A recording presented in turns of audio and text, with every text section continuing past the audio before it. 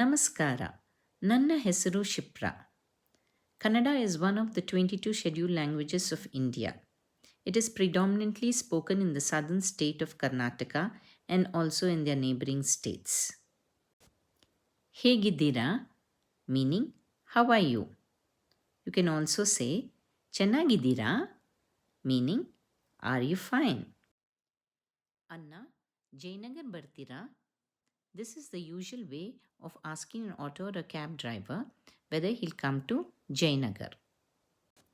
Anna, which means elder brother, is the usual way of addressing people.